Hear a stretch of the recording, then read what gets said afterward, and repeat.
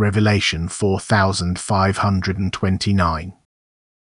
From the 1st of January 1949, New Year's Eve. New Year's message: People's resistance to God.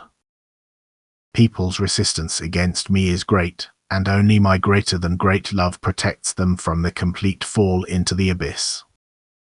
Yet the distance from me cannot be reduced as long as they don't give up their resistance. But resistance is every rejection of my grace, and grace is everything that leads you upwards, towards me, and thus helps to restore the original state.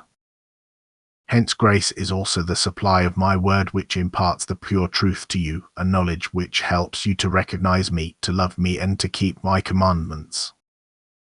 The human being must accept this knowledge, otherwise he will receive a wrong image of me as Creator and Father from eternity. Lack of knowledge impairs love for me, and wrong knowledge leads away from me. This has to be said first if the human being is to understand that and why truth is extremely important for the soul's higher development.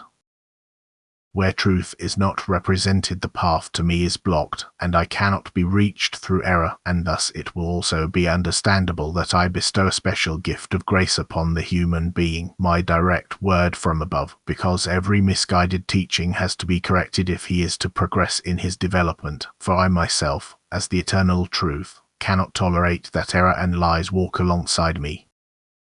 And therefore I must first correct the erroneous teachings, and I only require people who place themselves at my disposal of their own free will, who are willing to accept my teaching in all purity and pass it on to their fellow human beings. I convey my word to them in different forms, but always with the same content, whether they receive it directly from me or through intermediaries. Whether they read or hear it depends on their state of maturity and their willingness to receive it. This is why my word can be received in all purity in many places, for the written word can also convey the same knowledge to a person if he receives it into his heart and memory in desire for truth. Then he will always be guided by my spirit into right thinking and thus stand in truth. But where the human beings will oppose is mine, where the human being does not hand himself over to me but, as it were, wants to find the truth out of his own intellect, it will be difficult to present the truth.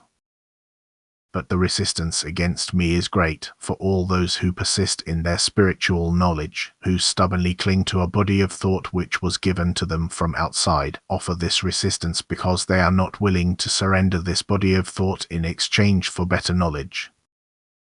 And so the question must first be asked, what entitles you to regard precisely this spiritual knowledge of yours as truth, when different schools of thought, different denominations also represent different teachings? On serious reflection, you must admit to yourselves that you have no proof that you possess the right knowledge unless you can prove direct spiritual activity, which, however, will then always result in the same body of thought. The fact that you were taught this way is no proof that you were imparted the truth. You must always bear in mind that the human being has free will, and that, as long as he is still imperfect, he will, through the adversary's influence, profess evermore that which corresponds to his imperfection, that he therefore either has to be perfect in order to stand in the truth, or else, in awareness of his imperfect state and his ignorance as a result of it, he must stretch out his hands from the depths towards the light, towards the original source of truth, so that his hand may be grasped and he may be drawn up into the kingdom of light. He must ask and allow himself to be given gifts, but not to search and ponder intellectually without the humble admission of his inability to do so. Humanity is too convinced that it stands in the truth, and therefore it is difficult to supply it with the pure truth. But every thinking man would have to doubt his own knowledge because of the diversity of what is regarded as truth, and therefore now seek the truth where it has its origin. I now meet people's needs by sending bearers of truth to them, but they find open and hidden resistance. But how do you want to come into possession of the truth? In what form shall it be offered to all those that it will be accepted without affecting their free will? It is only due to your resistance, which I will not break by force but which is nevertheless to blame for the great darkness which is spread across the earth.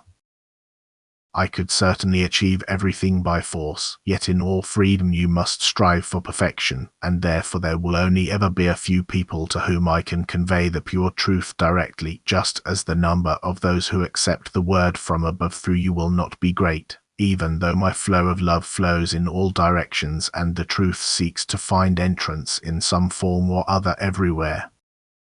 And mostly it is spiritual conversations which could give rise to pleading thoughts of the eternal truth. And no one will be able to deny having had the opportunity for spiritual conversations. It always depends on the inner resistance, which is often opposed to the pure truth through the influence of Satan. But the desire for me and thus for the truth breaks the resistance and enables the person to accept my word, through which he will be instructed in the truth. Amen.